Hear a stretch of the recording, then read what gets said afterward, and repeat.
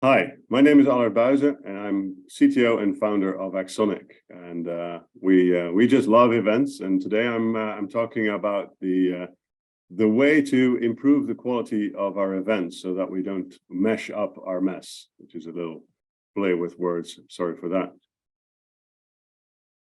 So just to set the stage a little bit, the type of context, so the context that I'm talking about right now is events as a huge enabler for businesses to pursue new opportunities rather than simply see events as a nice technical gimmick to improve processes slightly, right? This is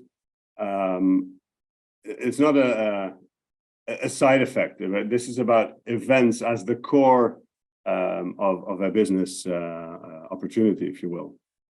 And those businesses, they when they use events as a core concept, they continuously react to triggers, both from the inside and the outside of the organization. And ways you can recognize that is that you will deal with things at real time rather than using batching, right? Rather than trying to store data in a data lake and then every now and then gather some information from it. Information is seen as a stream, a continuously flowing stream of data through an organization. And if you look at an organization, and when that organization uses events, there will typically be some events transportation mechanism, if you will. And well, this is a session organized by Solace, so you will not be completely oblivious to the existence of those platforms. And the idea of that is you can connect different divisions, if you will, of your organization using an event messaging platform. And the big power of that is that you can add new components to that platform and have them communicate without needing to build also all sorts of tightly integrated connections between those different departments, if you will. Right? So events allow us to really decouple the communication between all of these departments, and that makes it a very powerful way to evolve a complex system of components that need to work together. But I don't really want to talk about the actual transportation of events. I want to be talking about the quality of the events, right? What is the value, and how much can we rely on that value of those events? Now, when I talk to people about quality of events, I very often get questions along the lines of, oh, so you're talking about the structure, right? What is the structure of the events we transport? Do we use JSON, XML, or binary protocols to get them across? Do we use schemas, implicit or explicit schemas? Well, hopefully implicit, explicit, because explicit is always better. But what about versioning of those messages? And do we validate them as they move around the organization? Do we validate them on the fly, or do we do that in another way? What about schema management, right? If we do have explicit schemas, how do we manage those? Do we use contract testing to validate whether any changes in those schemas will affect any services downstream? And lastly, what about governance, right? What about the entire governance of the entire schema portfolio, if you will, across the organization?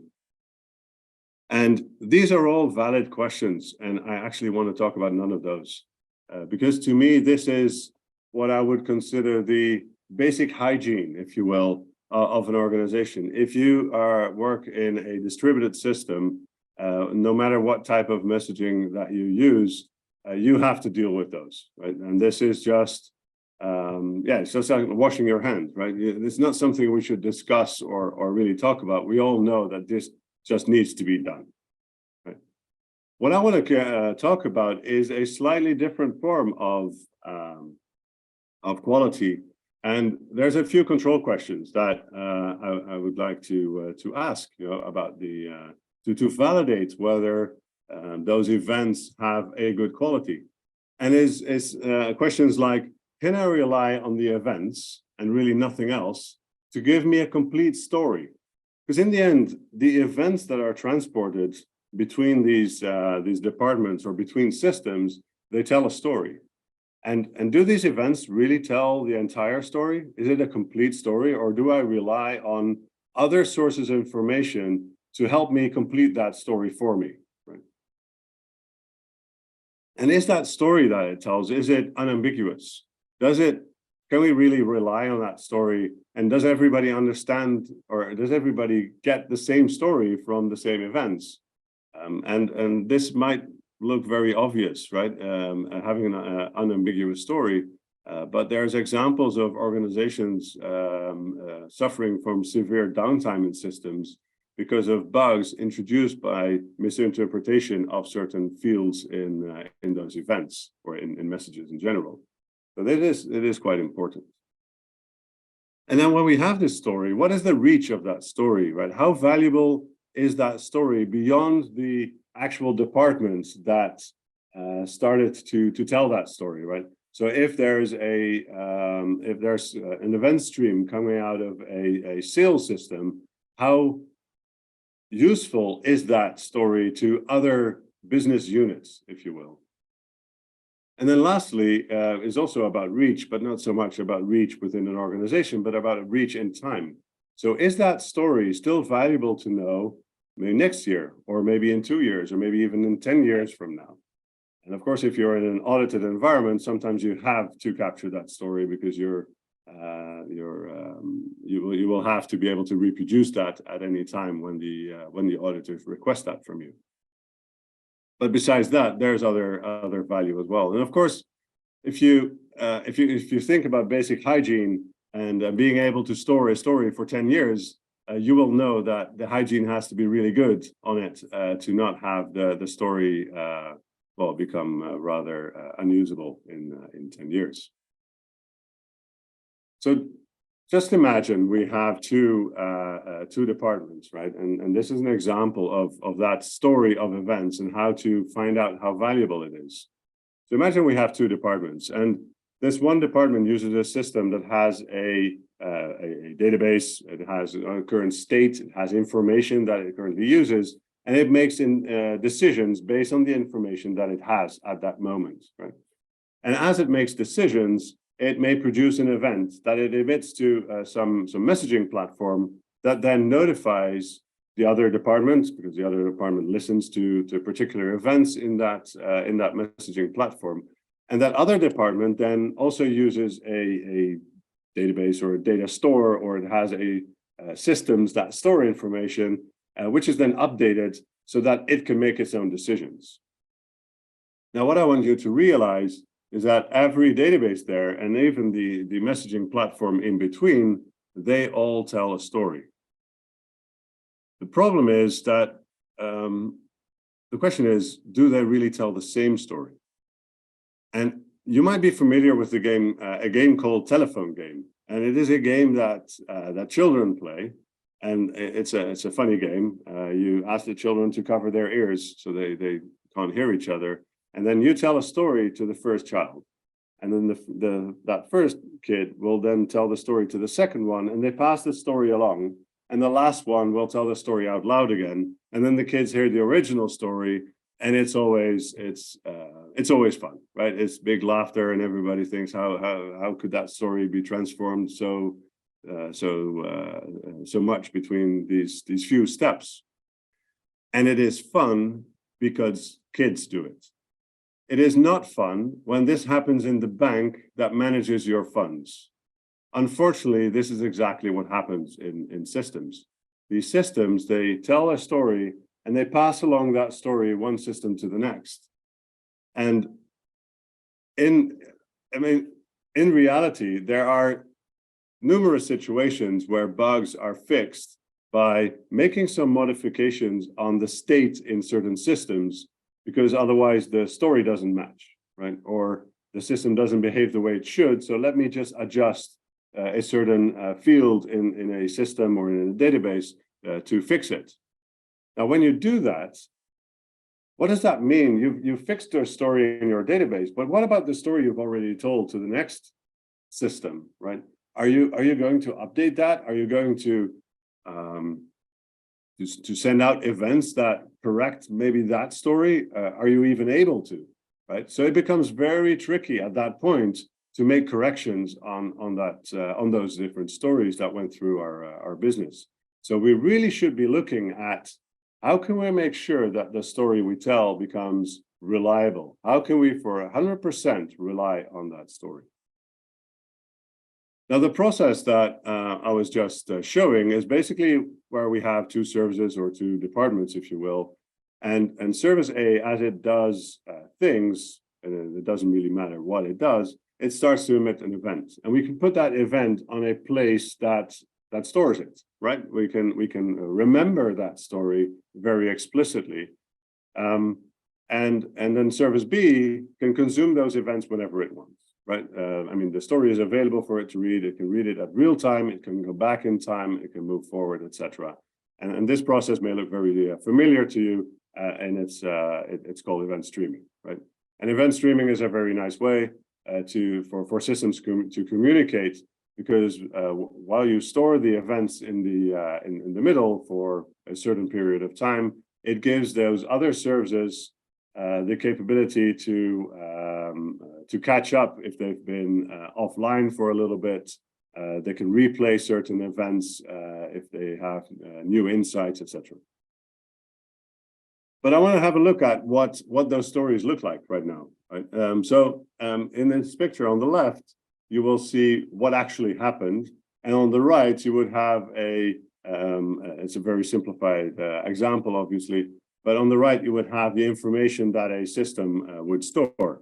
And as you can see, as the story unfolds, and we've added 2 items to an order, we've removed an item, then the order was confirmed, shipped, and it was canceled after the order was shipped. But then because it was canceled, we need to wait for the return shipment before we can really complete the entire order process.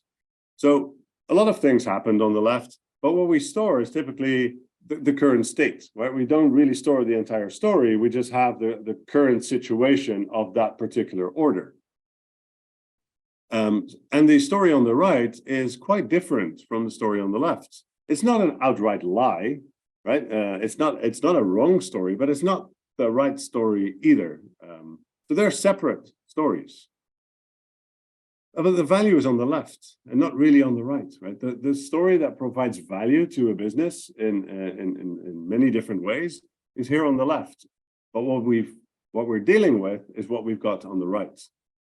And that's quite interesting. Why do we do that? Well, there's a long historical story for that, so let's not go in there. So how can we improve on that story? How can we make sure we capture the things that happened, and then make that story as reliable as we can? In fact, we can make it 100% reliable. And the way to do that is, instead of storing the current state of things, why don't we just rely on the events that we've produced in the past? Why don't we consider the events our sole source of truth? So we get rid of that database, and on the service, whenever we need to make a decision, we look at the events that we've published in the past to see whether that decision is allowed right now. Does it make sense, or what do we need to do in this particular situation? And then, as we've made a decision, we post an event to describe the decision we've made, and we put that on the event stream as well. And that process is called event sourcing. And now these two are very often conflated, right? Event sourcing and event streaming, as you can see in this diagram, they are very much related, but they are quite different. So event sourcing is a process where only one component is involved, right? A component that uses its own published events as the sole source of information to base decisions on, right? Whereas event streaming is a process where events published by any service are consumed by another one. So in this case, service A is event sourced, and the service B uses event streaming to get information from service A. And of course, we can also start event sourcing service B by having an event stream where service B then posts its decisions and then consumes those decisions to make further decisions, et cetera, et cetera. So the thing about event sourcing is about ensuring we capture the truth, the whole truth, and nothing but the truth. That might sound very familiar. And the thing is that in this way, we can guarantee that if we have an event on this stream, it happened. And it happened really means that it affects the behavior of the system. If an event is not in that stream, then it did not happen. It will not have an impact on the behavior of a system. And we can guarantee that. Right? So why would we want to do that? Why would we want to use event sourcing? And there's a couple of business reasons. First of all, the reliability of your decisions. So the reliability of the decisions that the system makes is much higher, right? You know exactly the information that was available when certain decisions were made, which is very useful if you're in an environment that is heavily audited or you have strong compliance requirements, or if you simply need that transparency. A lot of organizations nowadays are not subject to compliance or auditing, but they just want to be transparent about how they got to a certain conclusion. And use cases that we see as well quite a lot is data mining and analytics. Because we store the exact story of what happened, it provides you information about things that you might not even realize that you were capturing. And then that's information that nowadays we simply just throw away, right? Which is a very wasteful act.